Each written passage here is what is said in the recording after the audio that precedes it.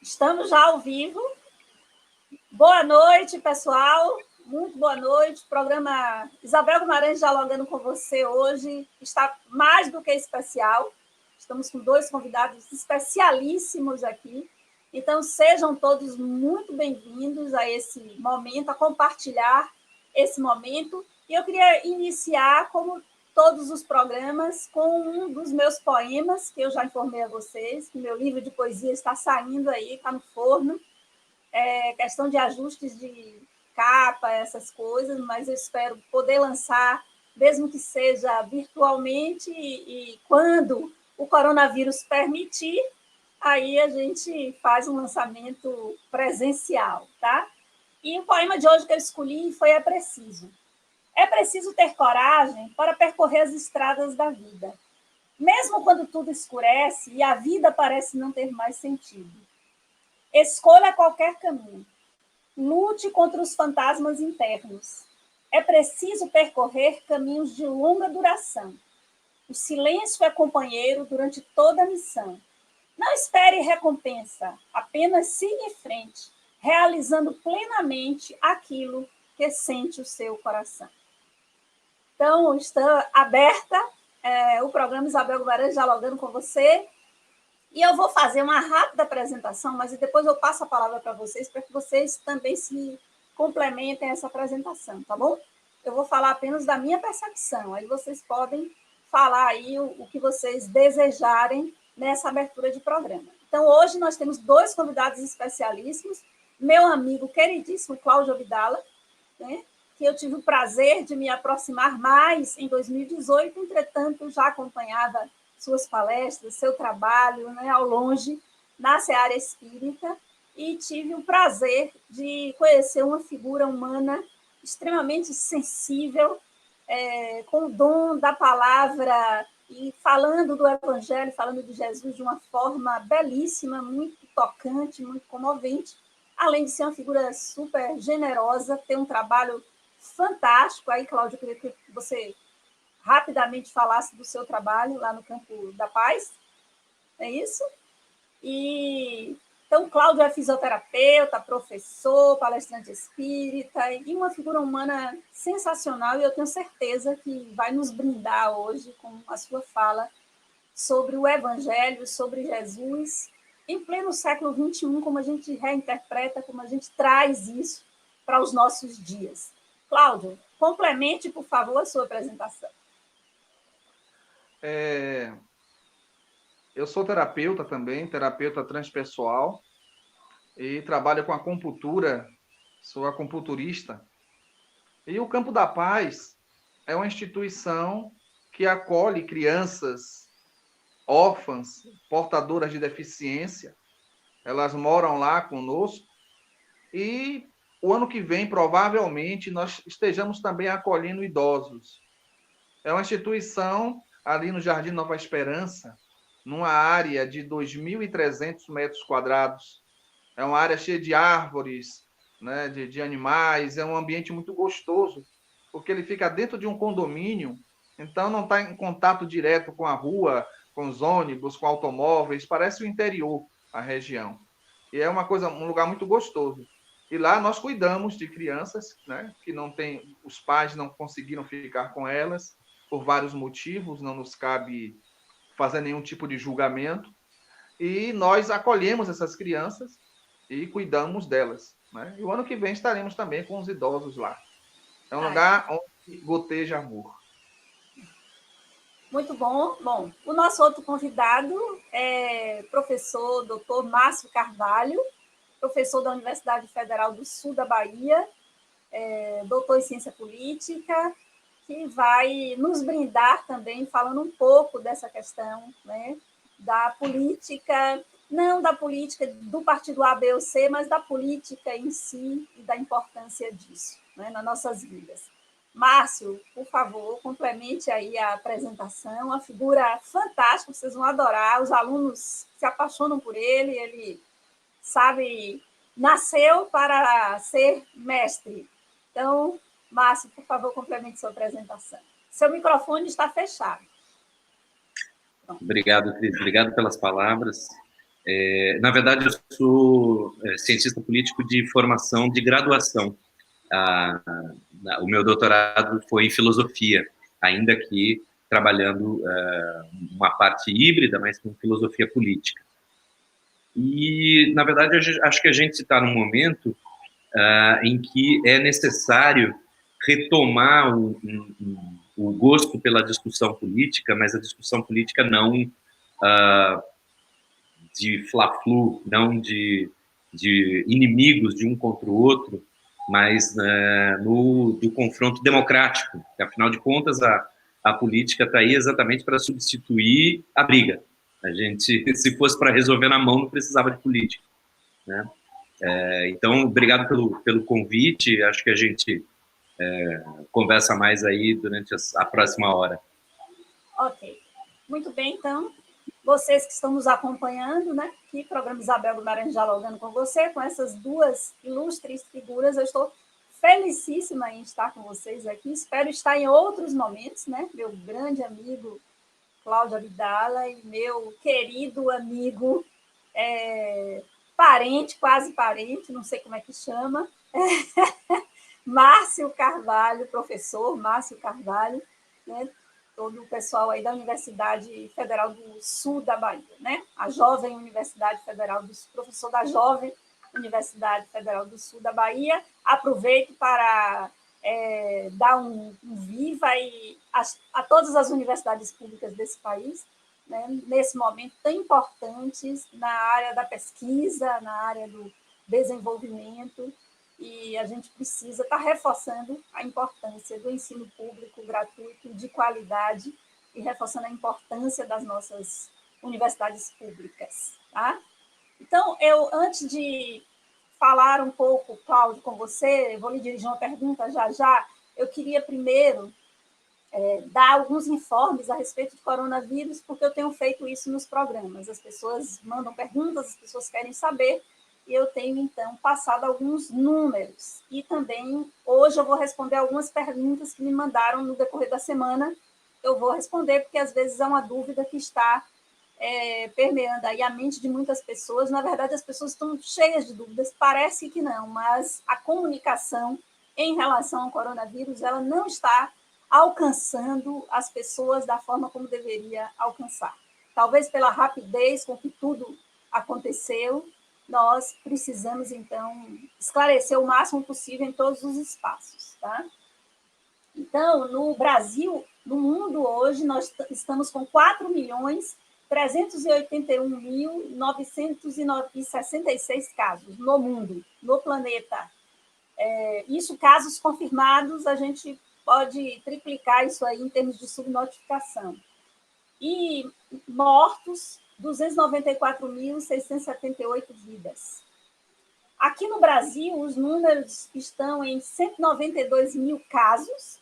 Também você triplica isso aí, porque são casos confirmados. Né? Para cada confirmado, espera-se um número 3 vezes aí ou mais de casos que não se pegou, não se detectou, não se fez exame, com 13.276 mortes. Lembrando que esse é um número de ontem, então hoje provavelmente os números já estarão, infelizmente, maiores do que esse. Esses são os números de ontem, dia 13. Né? Então, aqui na Bahia, nós estamos com 6.226 casos, com 225 mortos na Bahia. Em Salvador, estamos com 4.349 casos, com a esmagadora maioria dos casos em Salvador, com 148 mortes, números de ontem.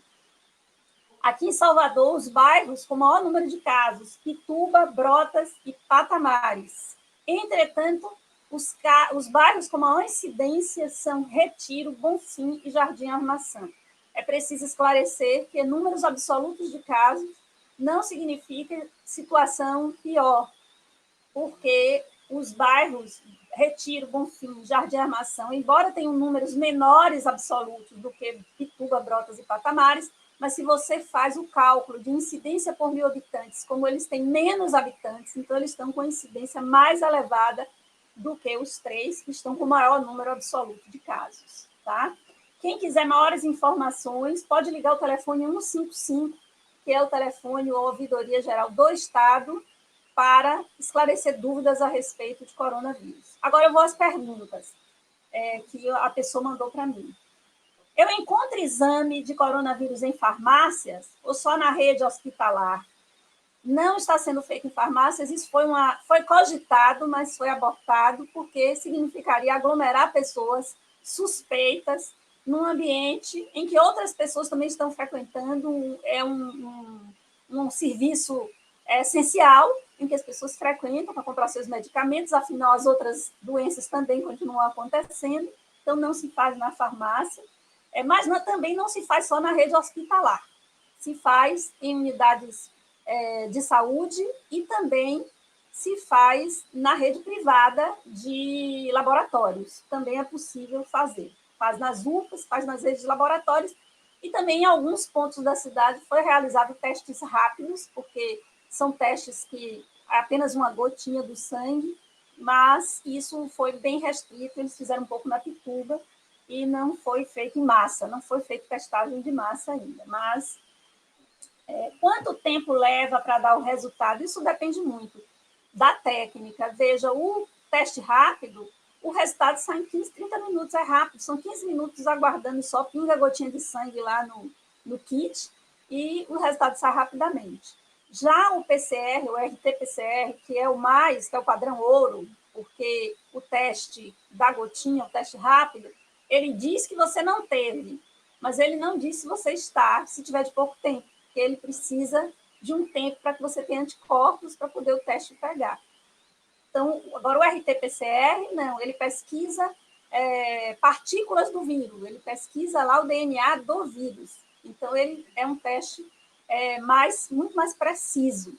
E ele precisa, então, de se fazer cultura de orofaringe, que é passar aquele suave para tirar material, nariz, garganta, então, para poder se fazer o RT-PCR, mas aí vai depender muito do laboratório, da capacidade do laboratório de responder, porque são muitos exames, então tem levado de 4 até 10 dias, e também depende muito da região, do país. Então, aqui em Salvador, está levando, em média, 4 dias para sair esses resultados, mas isso vai variar muito da quantidade que chega no laboratório, tá? Então, não é assim tão rápido, só o teste rápido que sai no mesmo momento. Tá? A outra pergunta, se der positivo, eu devo ir correndo para o hospital? Pelo amor de Deus, não vá para o hospital. O hospital é o lugar que você não deve ir neste momento, só em caso realmente de muita necessidade, porque é um ambiente em que você pode se contaminar. Então, assim, se deu positivo, você trata em casa, se você está com sintomas leves, você trata em casa como se trata qualquer gripe. Repouso, muita água, boa alimentação e, ok, os sintomas vão embora como qualquer gripe que a gente tem que trata em casa. A gente não sai correndo para o hospital por causa de gripe. Agora, se os sintomas piorarem, aí sim, se você sentir febre que não cede, se você ficar com falta de ar, com dificuldade de respirar, aí sim é hora de você buscar o hospital e aí buscar os hospitais de referência, tá? Porque não são todos os hospitais. Então, existem hospitais, se você for um hospital público, existem hospitais de referência. Se você tem plano de saúde, você pode se dirigir, sim, a um hospital que o seu convênio cobre, que todos eles se prepararam para receber os pacientes de Covid-19, porque tem que ficar em isolamento. Como devemos tratar as pessoas assintomáticas? Essa é uma ótima pergunta, porque se a pessoa fez o teste, está assintomática e deu positivo, ela deve ficar em isolamento por 14 dias. Agora, o difícil porque, em geral, o assintomático não faz o teste. Então, esses são os que realmente disseminam, porque eles não estão sentindo nada, estão por aí, e por isso a importância do isolamento social. Então, o isolamento social ele é fundamental para que se corte essa cadeia de transmissão do vírus, tá? E essa pessoa fica curada, a última pergunta, essa pessoa, aliás, a penúltima, essa pessoa fica curada ou carrega o vírus e continua transmitindo? Essa também é uma ótima pergunta, porque a ciência ainda não tem resposta definitiva para isso, tá? Em geral, a gente pensa que sim, porque é assim que os vírus se comportam. Os vírus, eles conferem uma imunidade. Agora, o tempo dessa imunidade ainda não está definido, porque é uma doença muito recente. Foi dezembro de 2019, ainda não deu para ter estudos seguros que digam qual é o tempo que as pessoas que tiveram a doença sustentarão a sua imunidade, tá? Mas a gente vai chegar lá, confie na ciência que a gente vai chegar lá. E a última pergunta é sobre se a farmácia e a medicina não encontraram terapia médica para curar. Olha, é uma grande dificuldade, porque não existe medicamento para vírus. Os vírus, em geral, eles não respondem a medicamentos. O que se usa são medicamentos para os sintomas, medicamentos para fortalecer o sistema imunológico, que é o próprio sistema imunológico que vai destruir o vírus. Então, por favor, é muito importante, parem de ficar por aí comprando remédios indicados por pessoas não habilitadas, por pessoas que estão lançando mais confusão e até piorando o quadro da doença das pessoas, ou até tomando remédio sem saber se tem ou não, porque ouçam os profissionais de saúde, ouçam os cientistas, a Organização Mundial de Saúde. Vários protocolos estão sendo testados no mundo. Se alguém encontra o protocolo ideal, isso será amplamente divulgado. Então, parem de ficar ouvindo áudio de WhatsApp, lives e vídeos em YouTube e Facebook de pessoas dizendo que vai curar com isso, curar com aquilo, até com feijão ungido. Eu já ouvi vídeo aí, isso é um crime, né, contra a saúde das pessoas. Então, não deem atenção. Os médicos, os profissionais de saúde, todos e os cientistas estão pesquisando, e existem vários protocolos já que estão sendo testados. Em breve, fiquem tranquilos, a gente não vai acabar a humanidade com isso, por causa disso. Não é a primeira grande epidemia, não será a última, e a ciência vai trazer as respostas, espero, o mais breve possível. Tenhamos aí não só um protocolo de tratamento adequado, como também a vacina, que é o mais importante. Ok, pessoal, falei o mais rápido possível para a gente aproveitar bastante aqui os convidados, tá? Cláudio, meu querido, pergunta para você, tá? O nosso tema é Jesus e o Evangelho no século XXI. Eu tenho me interessado muito pela atualização do Espiritismo e como a gente pode trazer esses ensinamentos e esses conhecimentos para propor caminhos ou respostas às questões da contemporaneidade, né? Então, como é que o Evangelho pode trazer luz para esse momento em que as pessoas estão tão assustadas, em que tudo isso está acontecendo? Bem, o Evangelho de Jesus, ele é um roteiro de transformação, de paz e de consolação. Evidentemente que aquele que busca as diretrizes do Evangelho, aquele que acredita nesse roteiro que Jesus nos trouxe, ele não vai ficar livre das dores do mundo. Ele não vai ficar livre das tribulações, das dificuldades que todo ser humano enfrenta. O Evangelho não coloca em volta da pessoa uma redoma que vai protegê-la das agressões do mundo.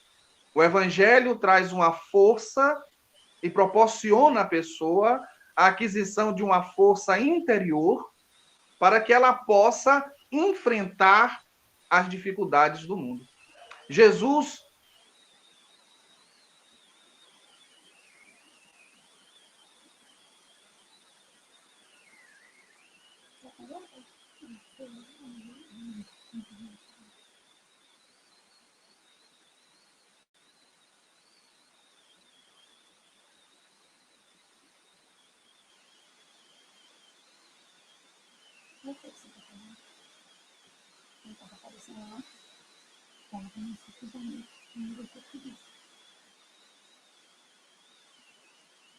oportunidade de transformação para todos nós. Nenhum sofrimento, nenhum evento na vida ocorre sem um propósito. Pode parecer que nós estamos soltos no mundo, mas em realidade tudo tem uma razão de ser. E o Evangelho, ele é capaz de dar à criatura humana o conhecimento moral para que ela possa enfrentar as dificuldades que a vida nos traz. Ele não deve ser um fator alienante. O Evangelho, na sua essência, ele não aliena as pessoas, como muitos dizem. O Evangelho, ele traz uma base de conduta. Eu lembro que Mahatma Gandhi, certa feita, ele disse que se todos os livros de religião, todos os livros de teologia fossem queimados e nós tivéssemos apenas o Sermão da Montanha de Jesus, a humanidade já teria um código de ética e de moral para se conduzir na vida. Porque o convite de Jesus é o convite do amor. Amar a si mesmo, amar a Deus e amar ao próximo. Você diria, Cláudio, muito tem se falado a respeito de uma nova era. Estamos numa nova era, estamos recebendo várias mensagens, algumas que eu particularmente tenho sérias restrições, porque trazem coisas apocalípticas ou trazem mensagens que colocam, inclusive, um peso sobre as pessoas, dizendo que só as pessoas de baixa vibração é que vão pegar o vírus, que vão adoecer, coisas, no meu entendimento, que fogem, né, aquilo que a gente conhece da essência do Espiritismo. Mas o que você acha dessas colocações em relação à nova era? Eu não vou entrar nas mensagens, né, desse tipo de mensagem, mas assim, você, no seu entendimento, na sua leitura, você acha que nós estamos num momento de mudança, de fato, em relação a tudo isso que está acontecendo? Olha, grande número de pessoas, quando falam da nova era, elas colocam a nova era como se fosse algo que fosse cair no nosso colo. Como se a nova era fosse algo externo a nós. De repente, nós vamos acordar numa nova era. E, em realidade, o nosso pensamento não é esse. Eu diria que nós estamos vivendo agora, estamos diante de uma grande oportunidade de criarmos uma nova era. Estamos diante de uma oportunidade de mudarmos o rumo da humanidade. Mas a implantação dessa nova era é através das criaturas humanas, da mudança de postura. Essa nova era será construída por nós, por cada um de nós e por todos nós. Na realidade, se nós formos perceber, o coronavírus, ele veio dar uma sacudida, não é? Porque essas epidemias, que depois se transformaram em pandemias, nós sempre tivemos. Na história da humanidade, nós vamos encontrar na Idade Média a peste, vamos encontrar em 1918 a 1920 a gripe espanhola, vamos encontrar depois o ebola, o H1N1, e agora estamos convivendo com o coronavírus. E a humanidade sempre sobreviveu a essas situações. A questão é, daqui para frente, qual será o nosso comportamento? Porque o coronavírus veio nos mostrar a nossa fragilidade. Veio mostrar que o poder que muitos poderosos acham ter de uma forma sólida nas mãos, ele é efêmero, ele escorrega pelos dedos. O coronavírus veio nos mostrar a nossa finitude no sentido material.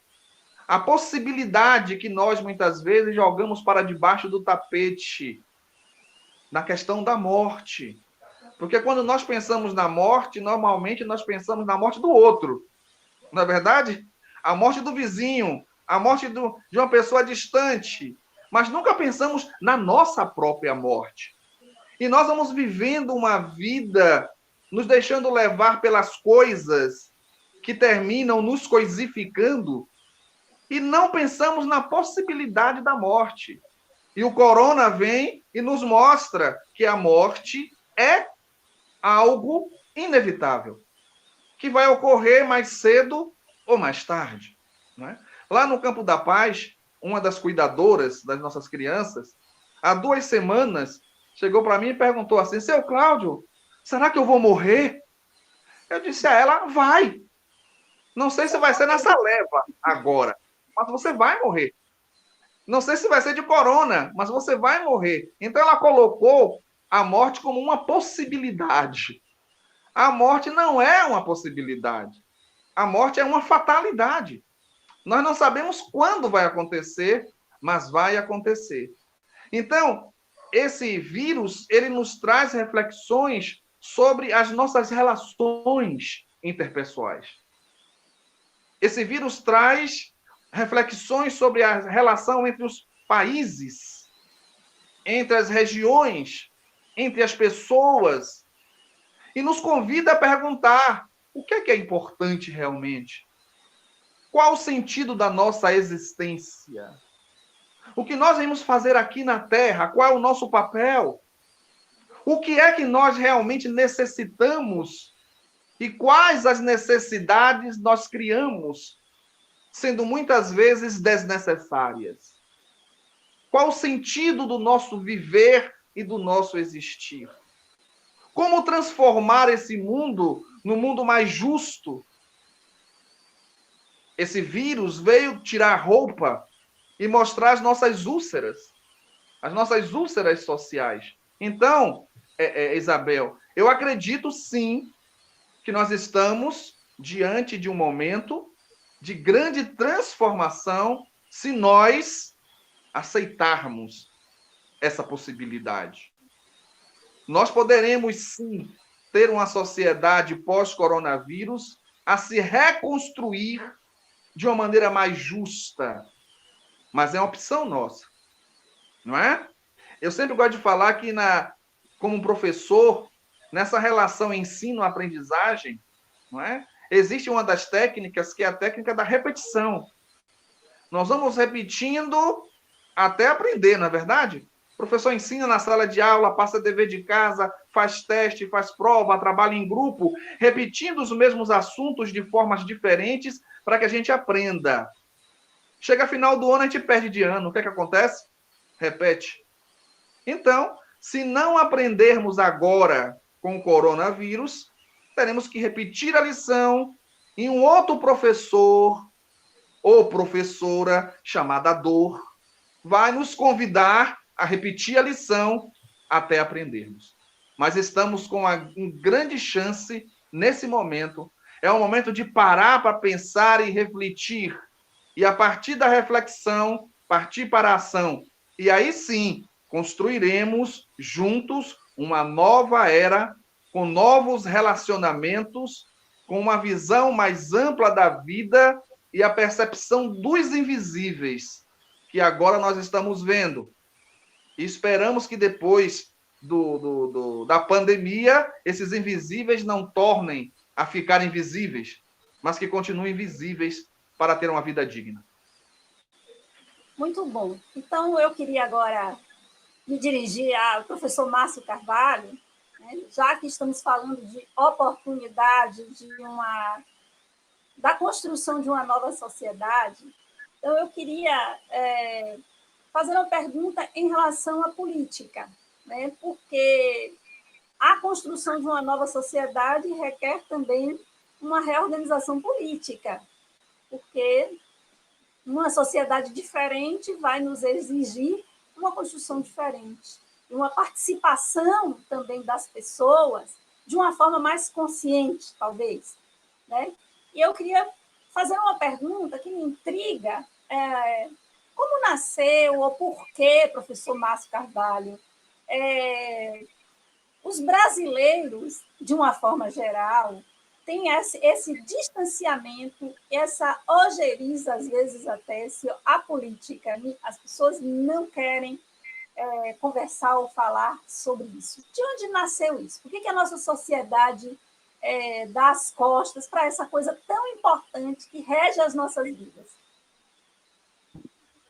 Bom, eu sei que você pediu para eu manter o mínimo de citações possíveis, mas quando a gente... É o hábito, é o modo de trabalhar. Então, quando você me faz essa pergunta, eu só consigo me lembrar de Platão, lá em Atenas, da Grécia Antiga, estamos falando de por volta do século IV antes de Cristo. E Platão dizia que a atividade mais nobre do ser humano é a política. Na verdade, a gente estuda matemática, a gente estuda retórica, para poder exercer melhor a política. E que política é essa que ele estava falando? É a política lá da ágora, a praça pública, em que os cidadãos vão discutir e vão decidir pelo melhor caminho para a cidade, para a polis, e é daí que vem política.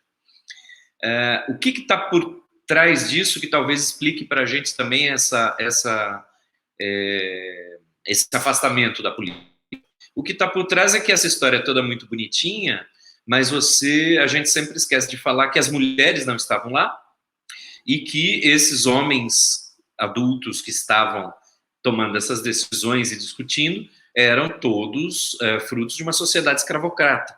Então, os escravos também não estavam lá.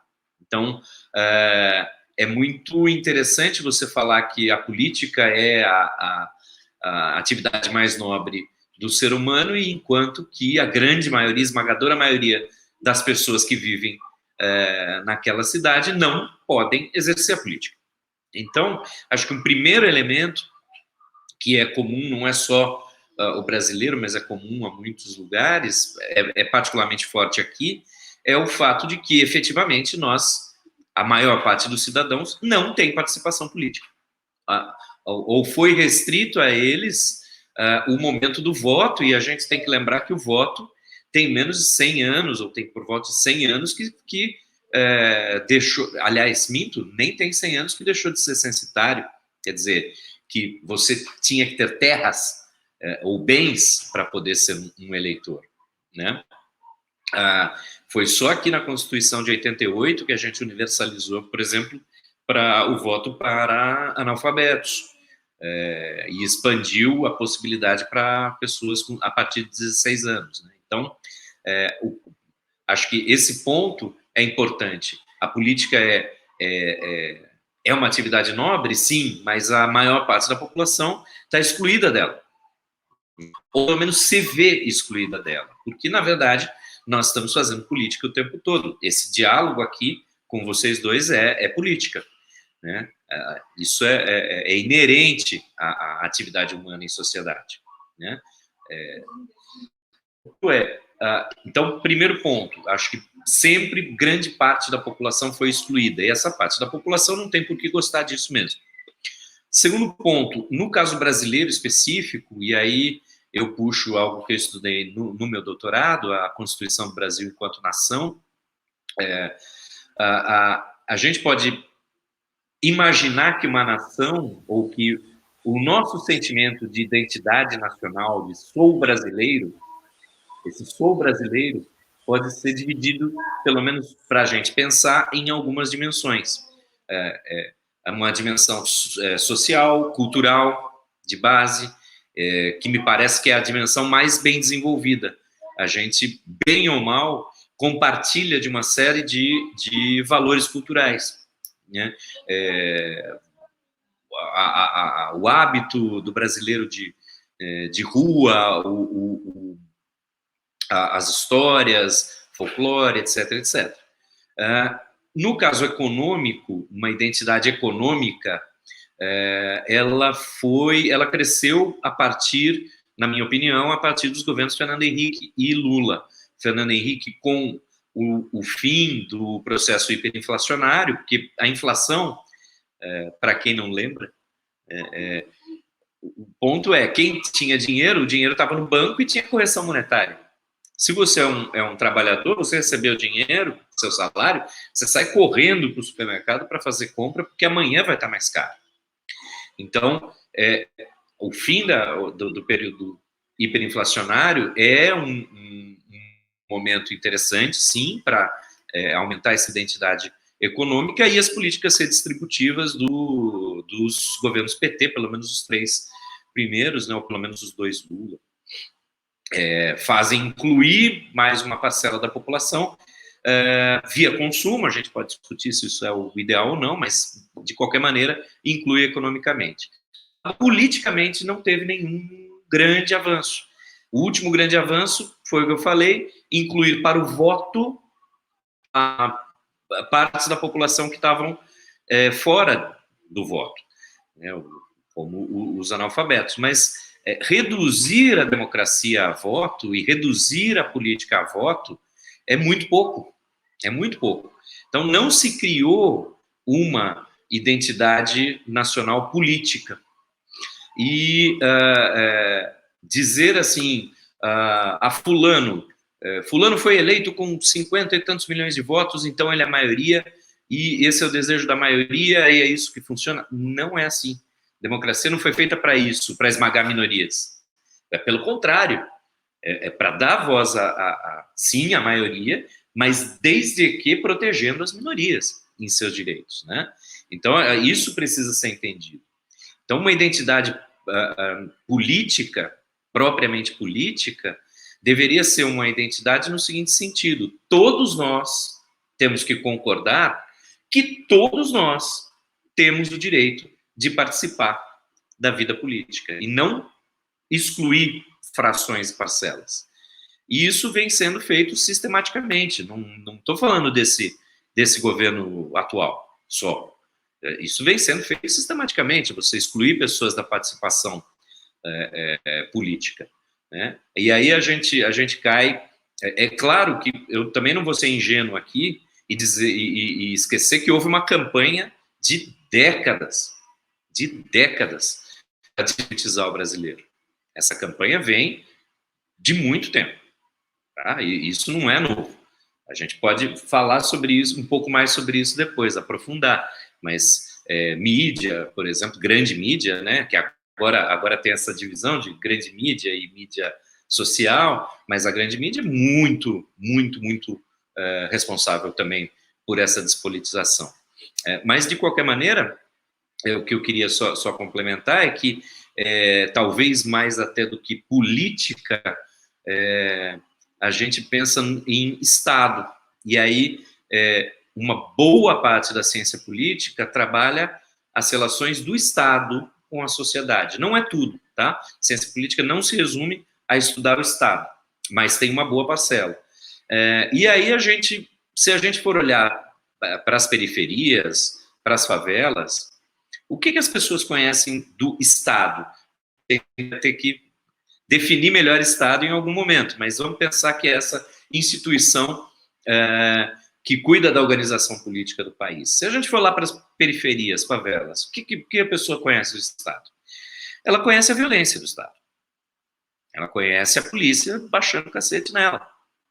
Então, aí a gente fala, poxa, mas precisa do Estado forte. Você vai falar isso para essa pessoa? Ela vai falar, não, eu quero menos Estado, eu quero que tire o Estado daqui. Então, a gente se cuida de outro jeito, né? Então, e isso se faz sentir agora, no momento do coronavírus, em que é necessário um Estado forte. É necessário um Estado que venha e mantenha siga as orientações da ciência e da medicina, ao mesmo tempo mantendo uma ordem social, conseguindo manter os serviços funcionando, conseguindo manter as pessoas em casa, mas recebendo em casa, mas podendo ficar em casa, não sendo obrigadas a sair para ter o seu ganha-pão. E é justamente nesse momento que nós estamos com o Estado mais enfraquecido, provavelmente nas últimas décadas, pelo menos em uma década, não, 2 décadas, em 2 décadas. Certamente é o momento que o nosso Estado está mais enfraquecido, é o momento que nós precisamos mais dele. E isso significa que é o momento que nós mais precisamos de política real, no sentido de tomada de decisão e implementação dessas decisões, tá? Mas acho que eu já falei demais, né, Cris? Ok. Não, foi ótimo, porque é muito importante esses esclarecimentos em relação à política, mas não, as pessoas pensam que política é partido. E acho que é importante a gente entender que estamos falando de algo que é suprapartidário, que, na verdade, é algo que, falando das relações, como a sociedade se organiza, né? Estamos falando de políticas públicas, estamos falando de um Estado organizado que mantenha uma organização social, uma sustentabilidade, tanto social quanto econômica. Então, é muito importante marcar isso para as pessoas, né? Para que as pessoas possam se interessar, para quando a gente convidar para falar de política, não acharem que queremos falar de partido A, B ou C, porque política é muito mais, né, do que os partidos. A gente pode depois falar disso em outro momento. Mas muito obrigada aí, Márcio, pelos seus esclarecimentos, né, em relação a isso e também esclarecendo as pessoas que nós aqui estamos a falar de política e não de partidos nesse momento. Cláudio, querido, é com você de novo. Eu vou lhe fazer agora uma pergunta difícil, tá? Para esse momento, difícil para mim, tá? Para você deve ser fácil.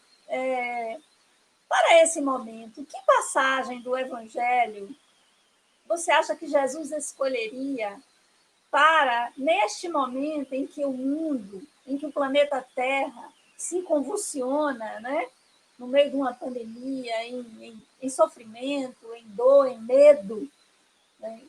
O que será que ele nos diria? Como será que ele se dirigiria a nós nesse momento, no sentido de nos apontar caminhos ou acalmar os nossos corações? Pergunta difícil, não é? O Evangelho de Jesus, ele é atemporal. Jesus falou há 2000 anos, mas ele não falou apenas para aquele povo de há 2000 anos. As palavras de Jesus são palavras de vida eterna. E hoje, mais do que nunca, as suas palavras são atuais, muito atuais. E a gente poderia falar algumas coisas. A gente poderia dizer que Jesus diria, fique em casa. Não é? Fique em casa. Ele diria isso sim. Mas como é que a gente vai encontrar isso no Evangelho? Essa preocupação, não é? Primeiro, no Evangelho, tem um momento que ele diz assim, se você tiver fé do tamanho de um grão de mostarda, poder dizer a esse monte, saia daqui, precipita-te no mar, e isso acontecerá, e nada vos será impossível. Então, primeiro, esse momento é um momento de buscarmos a fé. Mas a fé, não a fé cega, mas a fé que nos dará forças para mantermos a tranquilidade. A fé que nos dará força para não entrar em desespero. A fé que nos dará força para enfrentar essa situação. Mas em outro momento do Evangelho, Jesus diz uma coisa muito interessante. Eu costumo dizer às pessoas que eu não vejo em Jesus um religioso. Eu busco ver em Jesus posturas diferentes em momentos diferentes. Jesus o psicólogo, Jesus o político, Jesus o filósofo, Jesus o mestre. Em um momento ele diz assim, dai a César o que é de César e dai a Deus o que é de Deus. E qual a relação a gente poderia fazer dessa frase nos dias de hoje? Quem significa César? César, naquele momento, Jesus colocava César como um mundo, como a sociedade. Então, dai ao mundo o que é do mundo e dai a Deus o que é de Deus. Ou seja, esteja harmonizado com as coisas do mundo mas não esqueça que você é um ser divino. E o que é que o mundo nos diz hoje? O mundo nos diz, fique em casa. O mundo nos diz, use álcool gel. O mundo nos diz, evite o contato próximo. O mundo nos diz, use máscara. Porque muitas vezes existe na cabeça de algumas pessoas uma incompatibilidade entre a fé e o enfrentamento das coisas do mundo. As pessoas pensam que ter fé é se jogar no perigo. Não, vou mostrar que eu tenho fé e vou sair na rua sem máscara. Nada vai pegar em mim, né? E aí eu lembro de uma história, Isabel, muito interessante. Eu acho que vocês já conhecem. O Márcio deve conhecer essa história. Mas que se encaixa aqui no que eu vou dizer, não é? Numa cidade, começou a ter uma chuva muito forte, uma enchente, e tinha um religioso. E aí o pessoal passou e disse a ele, vambora, porque a cidade vai inundar. E ele disse, não, Deus vai me salvar. E aí a água foi subindo. Passou uma canoa. Ele já estava no andar da igreja superior. Passou um rapaz com uma canoa e disse, venha, eu vou jogar corda. Venha para você se salvar. Ele disse, não precisa. A minha fé me salva. Deus vai me salvar. E a água foi subindo. Ele foi para o topo da igreja. E aí passou um helicóptero. E o helicóptero jogou a escada. Vamos, suba. Ele fez de jeito nenhum. Eu tenho fé. Deus vai me salvar. O helicóptero foi embora e ele morreu. E aí, quando ele chegou lá no mundo espiritual, conta a fábula, que ele pergunta a Deus, mas eu tinha tanta fé no Senhor, eu acreditava tanto no Senhor e o Senhor não me salvou. E Deus respondeu, como, meu filho? Até helicóptero eu mandei. Ou seja, muitas vezes as pessoas ficam achando que a fé é uma fé cega. A fé que devemos ter é a fé raciocinada. Eu não posso me expor ao perigo desnecessariamente. Se o perigo vem a mim e eu não posso me esquivar dele, vou enfrentá-lo. Mas se eu posso me proteger, por que me colocar em risco? Para os religiosos, a gente poderia dizer, estarei tentando Deus para que ele me prove que existe? Não. O caminho não é esse. Jesus nos convida ao equilíbrio entre César e Deus. Cumprir as normas do mundo.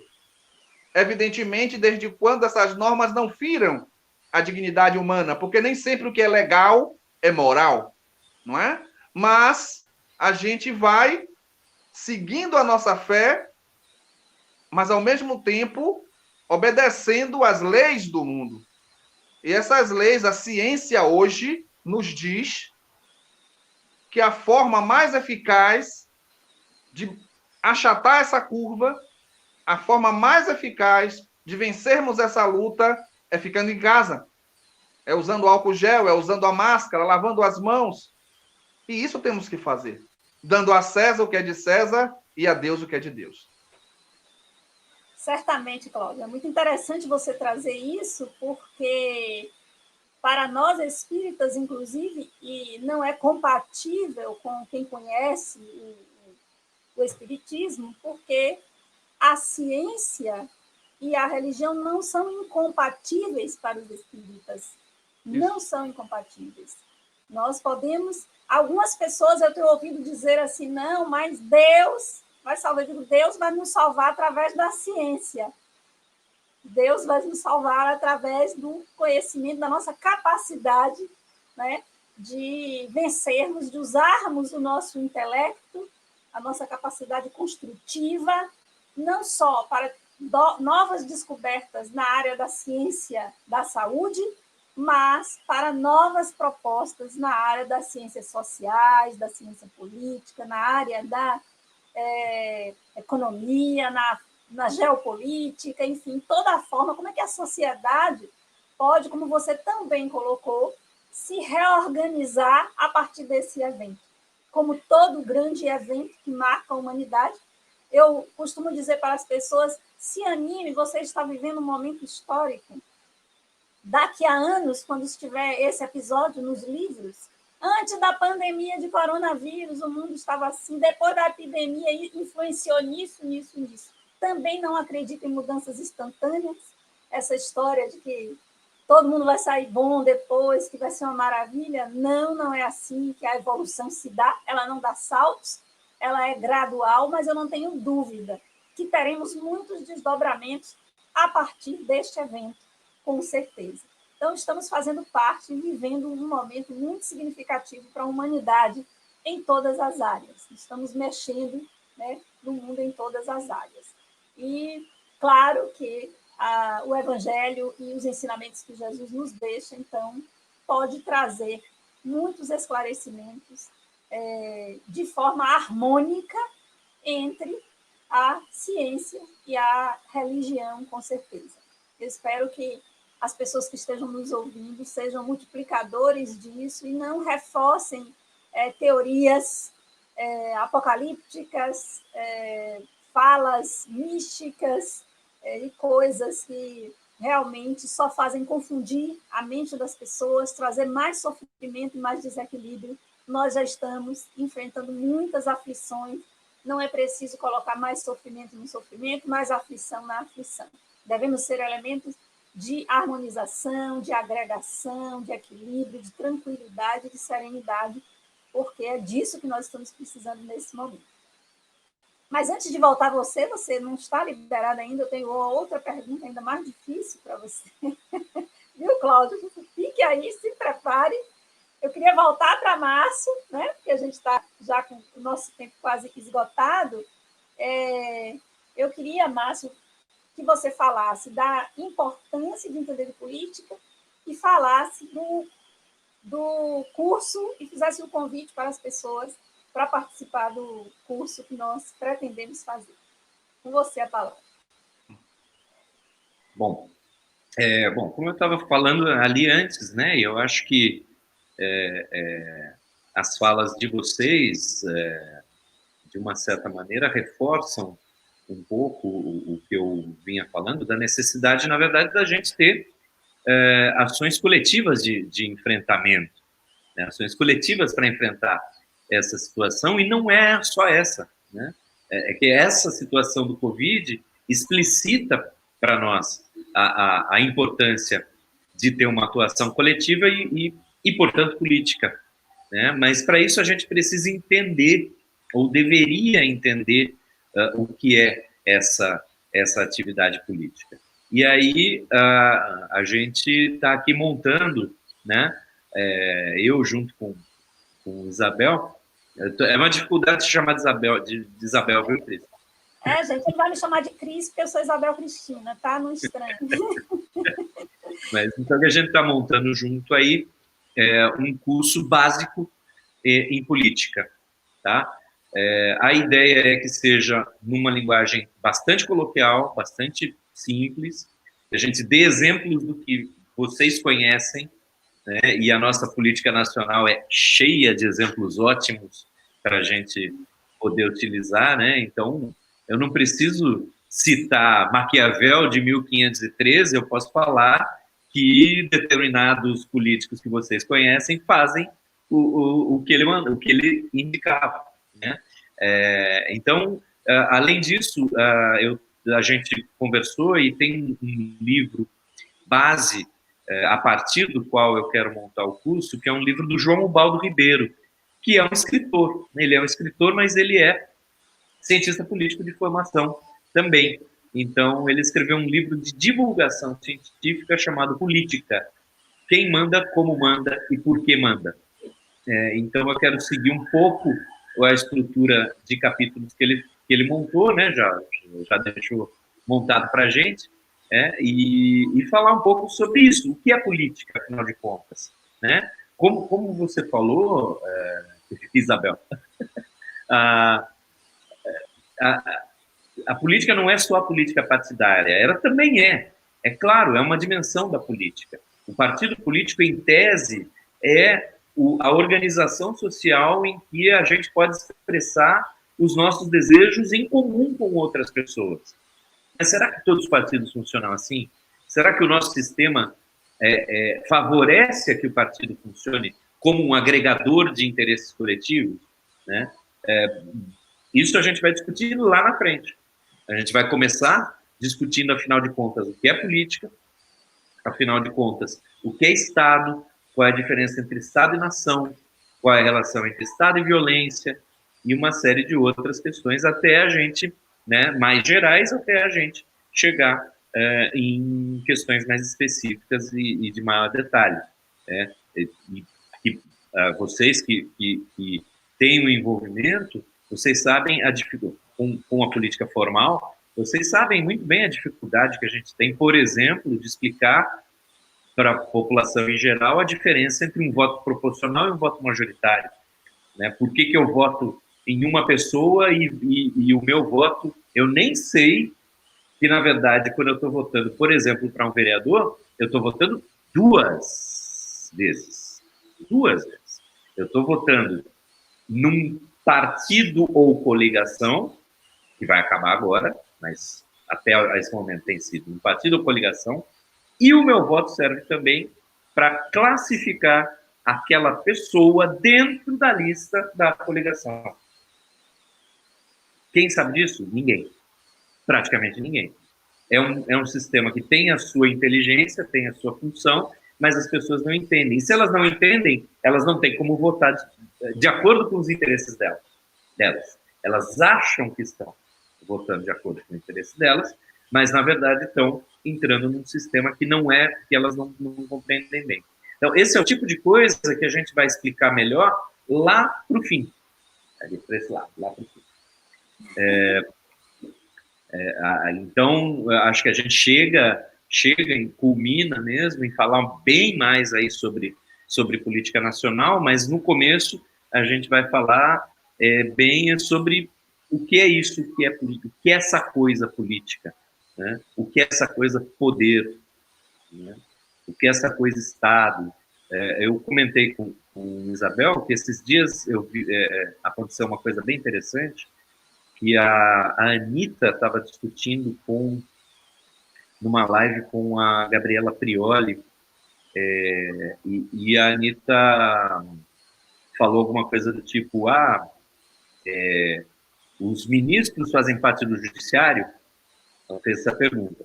E aí muita gente começou a descascar ela nas redes sociais, e eu achei ótimo. Ela está aprendendo, ninguém ensinou isso para ela está aprendendo, está perguntando.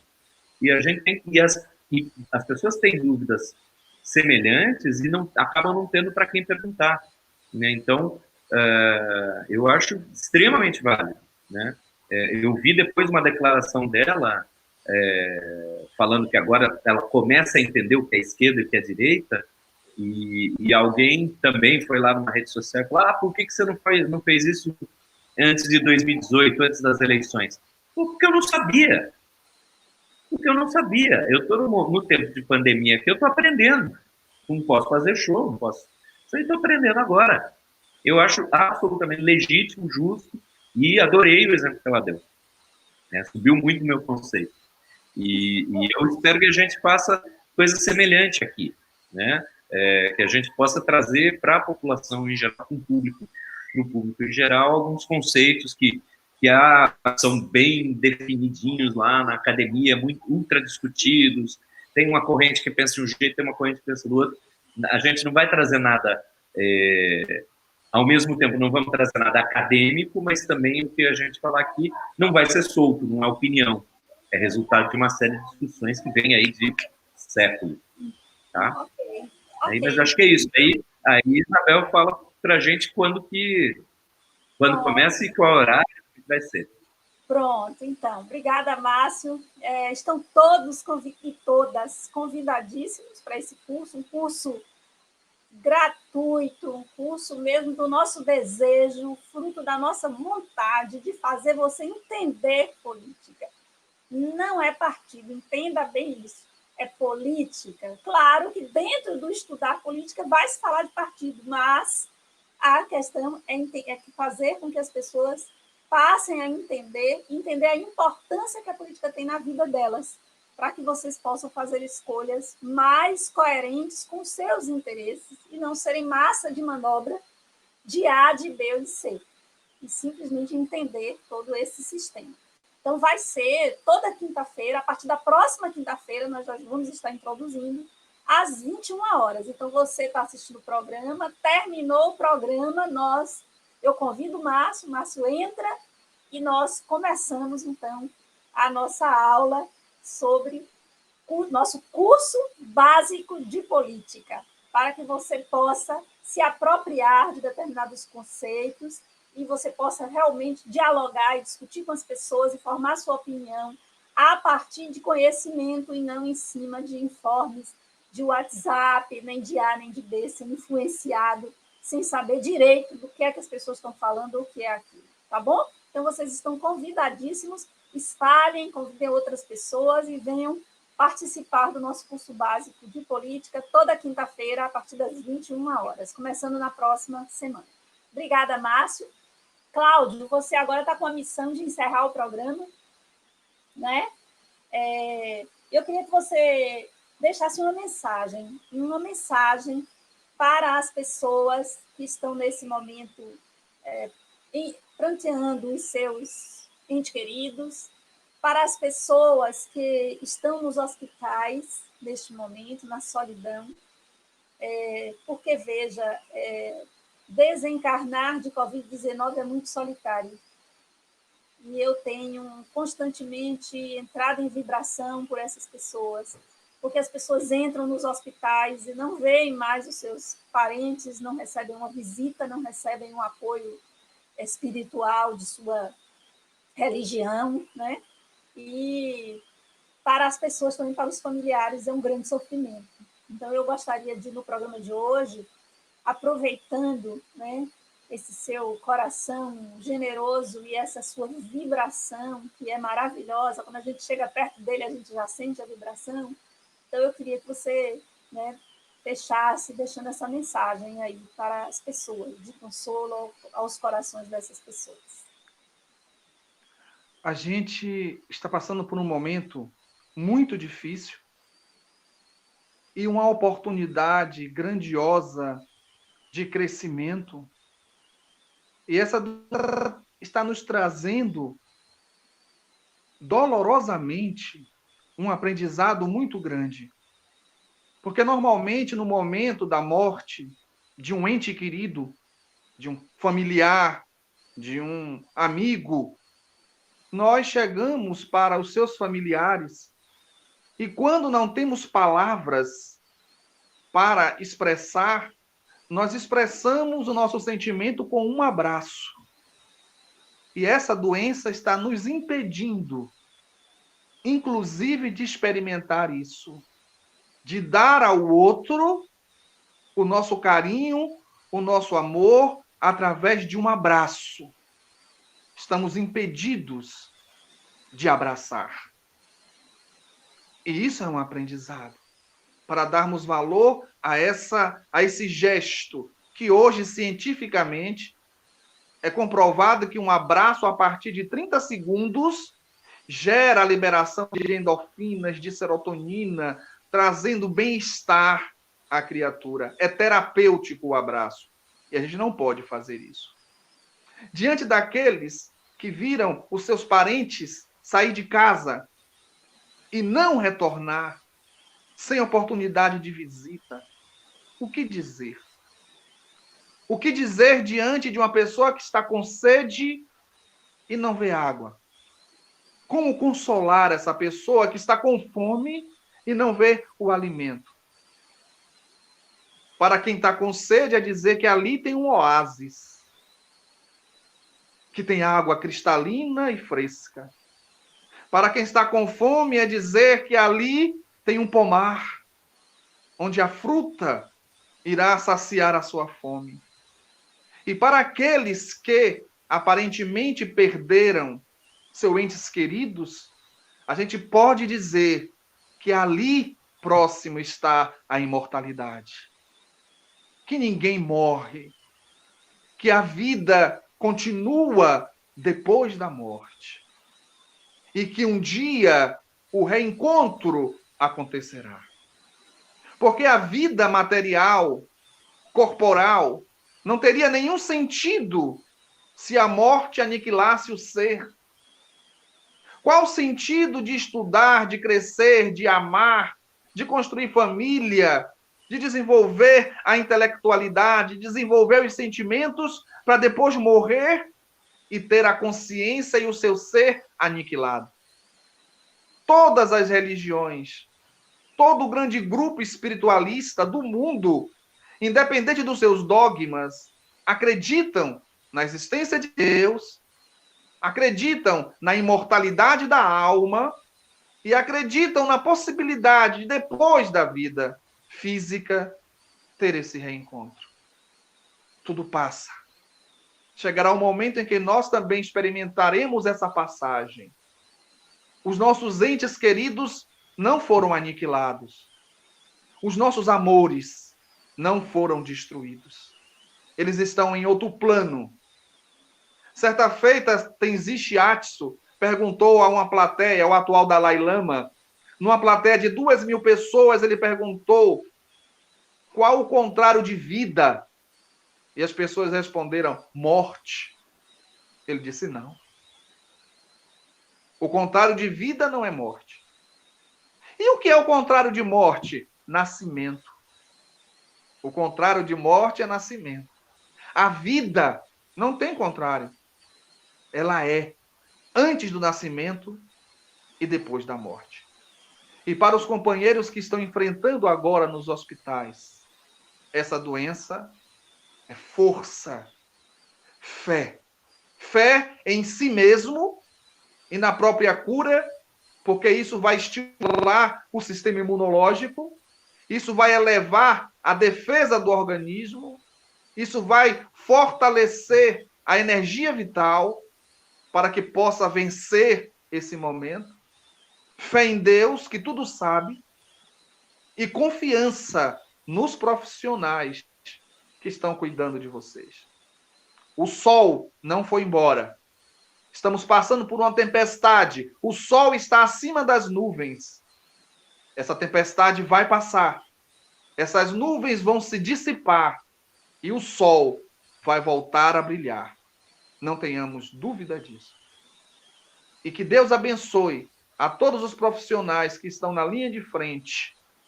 Todos os profissionais.